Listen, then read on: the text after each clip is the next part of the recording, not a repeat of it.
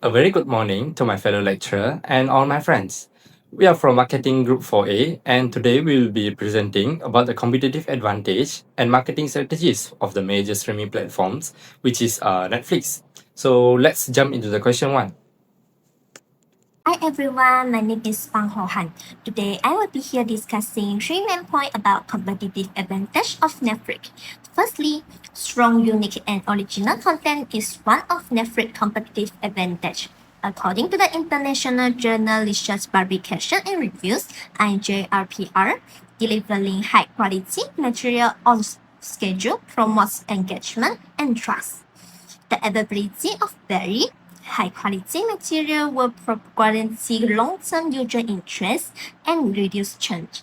And this has demonstrated that the original content is becoming a crucial factor in audience retention, subscriber growth, and competitive difference. Therefore, Netflix makes a significant investment in original content.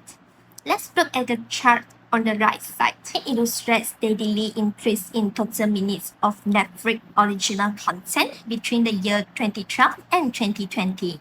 In the early year, the productivity minutes were quite low. Since 2050, the productivity minutes has increased dramatically, indicating a strategy change toward large-scale original productions. By 2020, the original content minutes had reached their peak, in reflecting Netflix's strong and growing commitment in produce original content. To set an example, the global success like Squid Game are produced by Netflix. Squid Game was the first Netflix series to reach 1.65 billion hours viewed in first 28 days and surpassing 2 billion hours viewed in its first 91 days of release. It has become a worldwide pop culture phenomenon. The uniqueness has increased brand recognition, draw subscriber, and boost loyalty. Secondly, the competitive advantage of Netflix is innovative technology and user experience. To improve watching experience and uphold service quality, Netflix makes use of technology. Netflix employs adaptive streaming and AI-powered suggestion.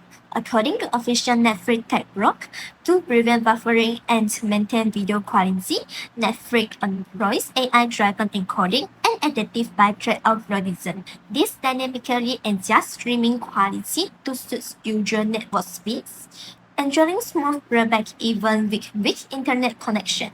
Technology guarantees seamless performance, user comfort, and personalization. Lastly, strong brand equity and global market presence are the competitive advantage of Netflix. According to the Keller and Porter, strong brand equity helps companies stand out from rivals and cultivates connection with customers. Netflix does its business in more than 190 countries and adapts its service by creating content that is fit to each area. This helps Netflix fit in easily in markets that are very different in terms of culture. Because of its widespread perception as universal entertainment provider rather than just a US view, Netflix's global presence increases its brand equity. Netflix is a strong worldwide brand that is well known and trusted by customers. Besides, Netflix is acknowledged as global leader in on-demand streaming. According to Statista, Netflix has 21% market share and was the second most popular in SVOD platform in United States. This shows that everyone knows Netflix and it will increase its subscriber. Hi, I'm Itsham Said, and I'll be presenting the next question, which is about the distinct marketing approaches and three main points about the marketing strategies for Netflix. So, about Netflix, Netflix employs distinct marketing approaches that combine its global, data driven personalization model with significant localization efforts to appeal to the Malaysian audience. Not only that, it focuses on appealing pricing, relevant content, and I think the most important, which is strong online engagement to remain competitive with other companies like HBO and Disney Plus. Besides, Netflix has spearheaded creative methods for distributing content, personalized experiences, and adapting to local markets, enabling it to thrive in various areas. This proves that Netflix marketing not just has a distinct marketing approaches, but also focuses on integrating marketing strategies that we're gonna discuss it later about it even deeper. So that explains Netflix distinct marketing approaches in brief. So now we're gonna jump to the first marketing strategy used by Netflix, which is data-driven personalization strategy. Data-driven personalization strategy is a digital marketing strategy that uses customer data like browsing habits, purchase history, and engagement patterns to deliver content or offers adapted to each individual. This highly relevant and personal tactic leads to better customer experiences, stronger diversion to the brand, and often higher conversion and ROI. Netflix used this personalization strategy through data collection and analysis of their users. Netflix captures every interaction users have with the platform, building detailed profiles that inform content recommendations. For example, let me take that if a user regularly watches either horror or romantic comedies, Netflix algorithm will prioritize similar genres. This will enhance the relevance of suggestions and results in a highly personalized user experience. At the heart of Netflix personalization strategy, it is recommendation algorithm.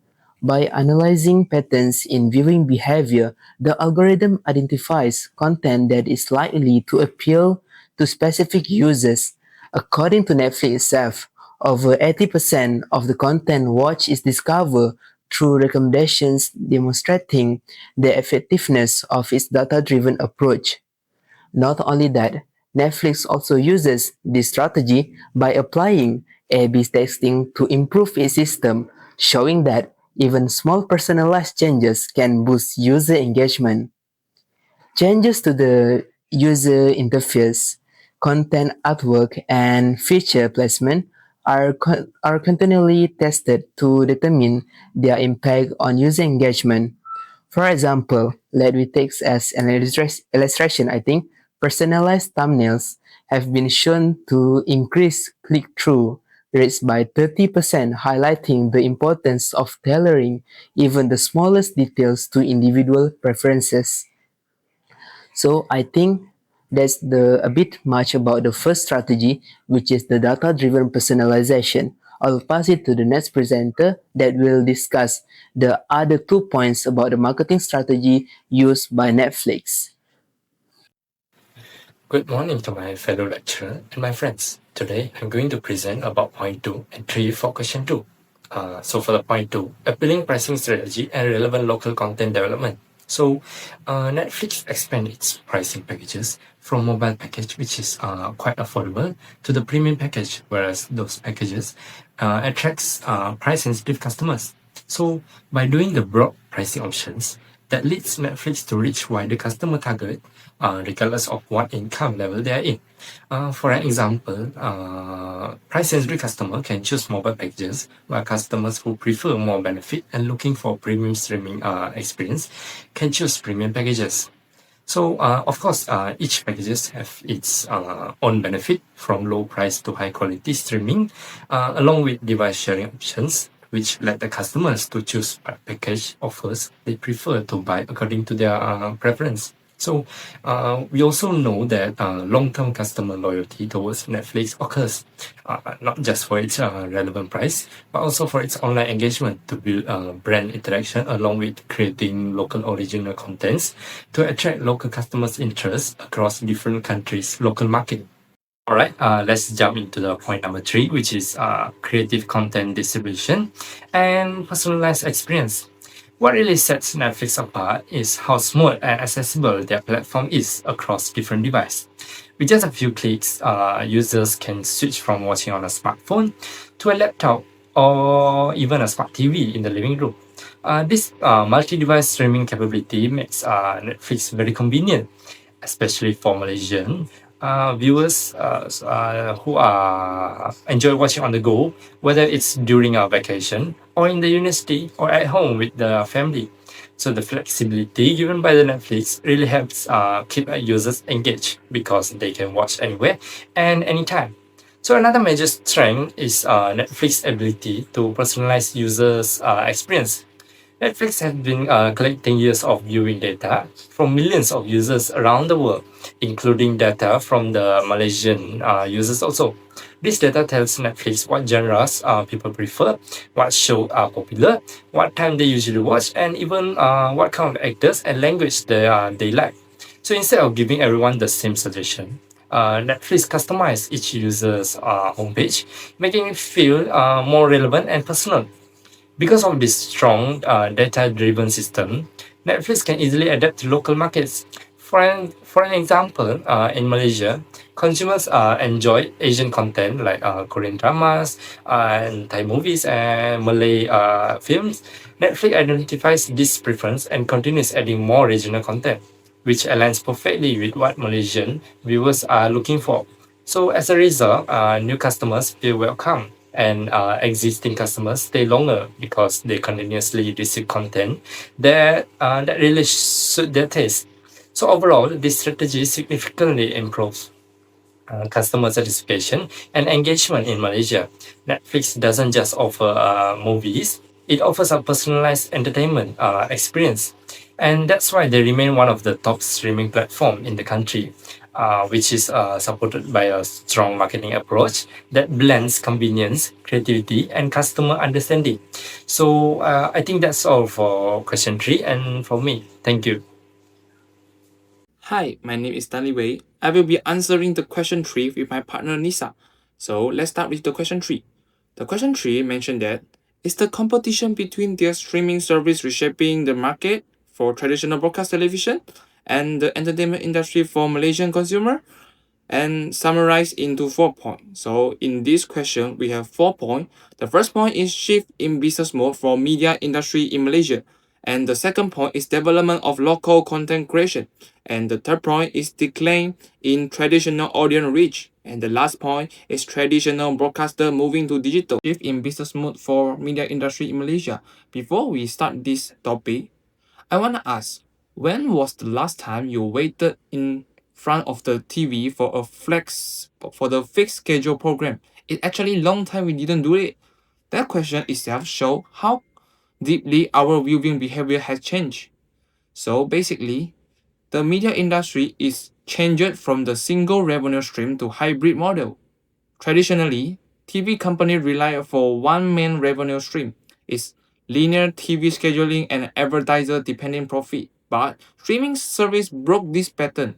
They moved to a hybrid revenue model combining which is subscription-based video on demand SVOD, on-demand content access, and ad supportive like Netflix ad plan or baby view fee or ad supportive model. SVOD and other OTT service like Netflix are disrupting Malaysia traditional ad support TV and pay TV system as audience shift to flexible ad free on demand content.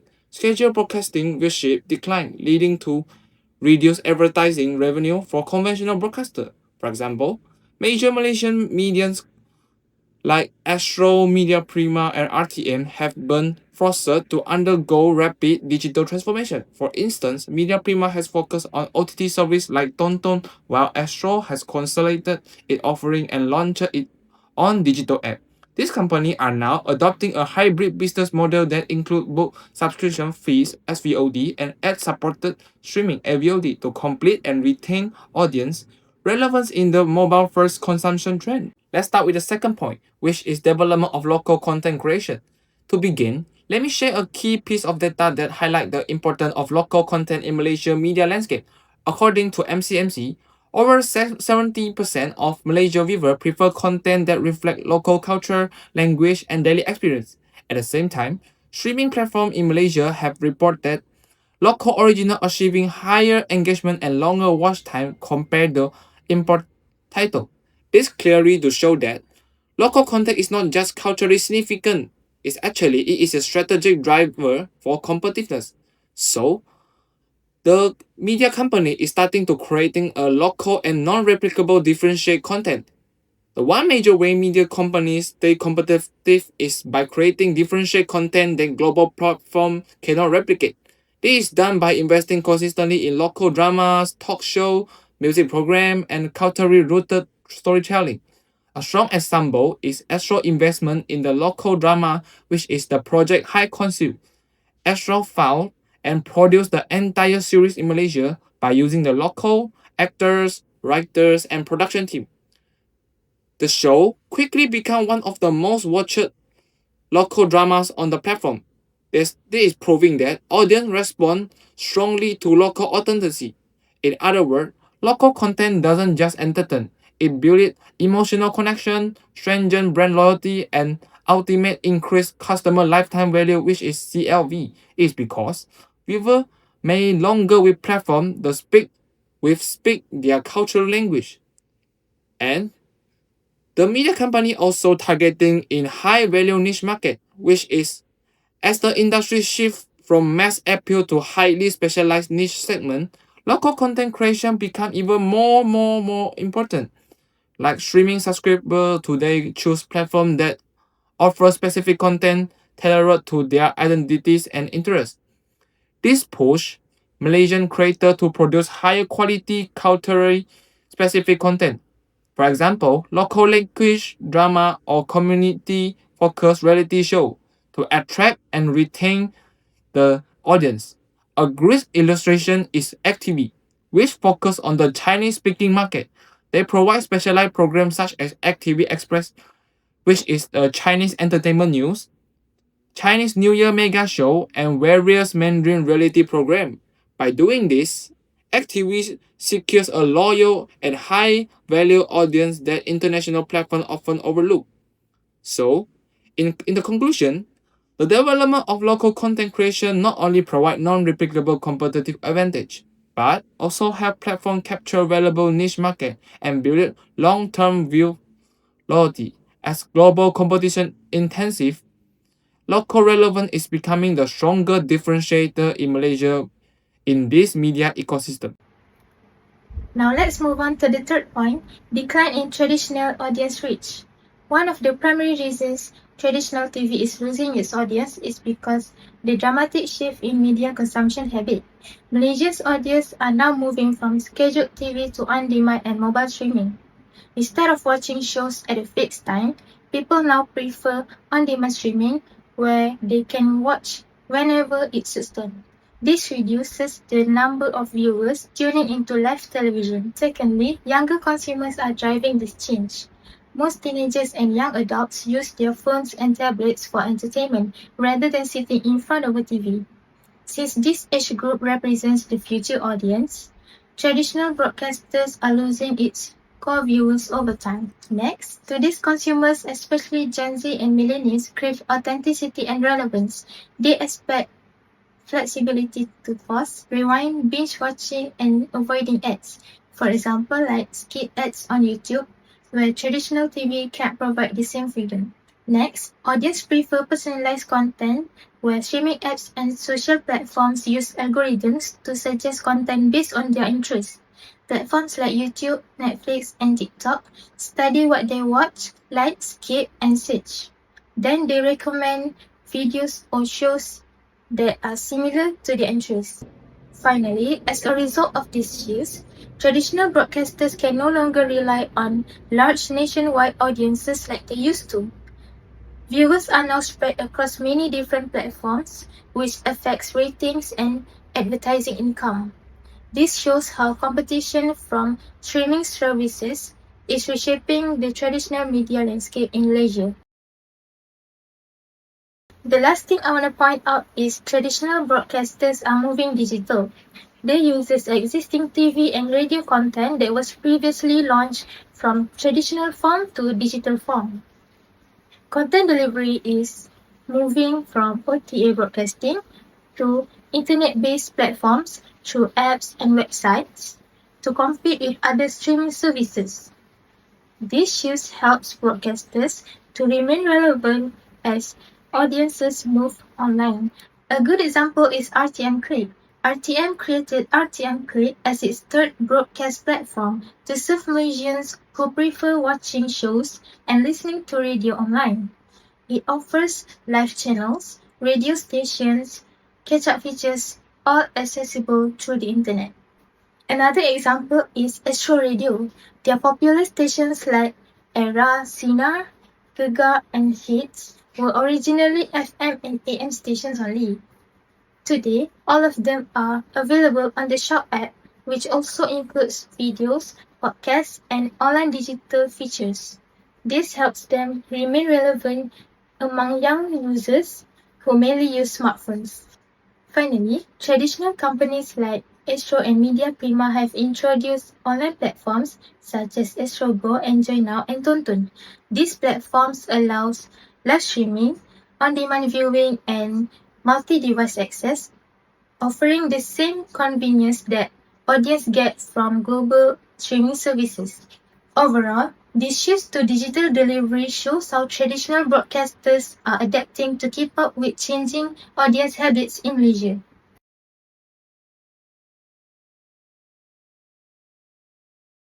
Now, this brings us to the end of our presentation. On behalf of Marketing Group 4A, we would like to thank our lecturer and all my classmates for your time and attention. We hope our insights on the competitive advantage and marketing strategies of Netflix were helpful. Thank you.